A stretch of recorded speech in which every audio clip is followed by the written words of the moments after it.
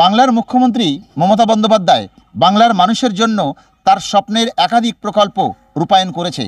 আর এই প্রকল্পের সুযোগ সুবিধা মানুষকে পাইয়ে দিতে দুয়ারে সরকার ক্যাম্প অনুষ্ঠিত হচ্ছে সমগ্র বাংলা জুড়ে। উত্তর 24 পরগনার বারাসাত 1 নম্বর ব্লকে কদমগাছি গ্রাম পঞ্চায়েতে নবম পর্যায়ে দুয়ারে সরকার ক্যাম্প চলছে।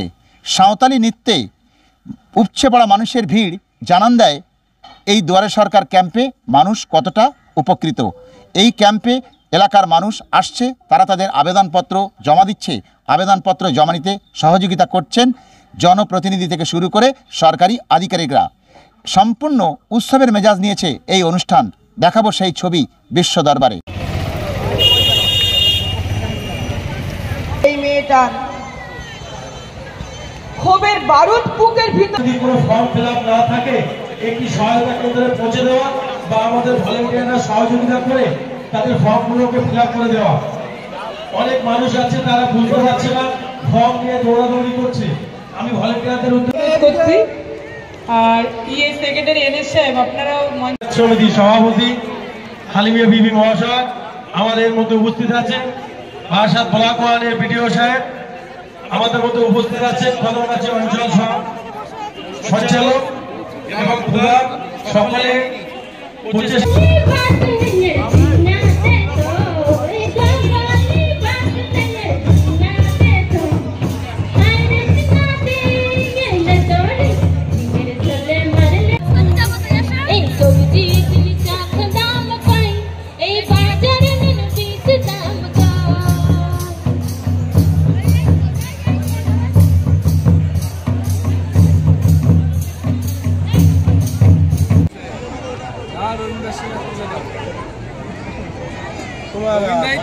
লড়াই দেবে আমাদের রবীন্দ্রাই মুখপাত্র। ফর্ম ফিল আপ করছেন, হ্যাঁ লক্ষ্মীর ভান্ডার। এই আপনি কিসের ফর্ম ফিল আপ করছেন?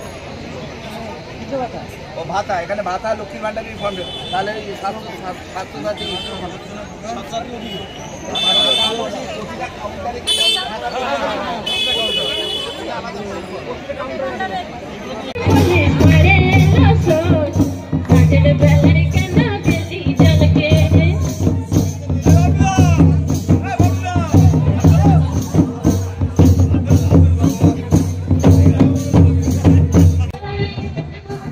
নবম পর্যায়ে দুয়ারে সরকার সারা রাজ্য জুড়ে 24 থেকে 1 তারিখ পর্যন্ত চলছে।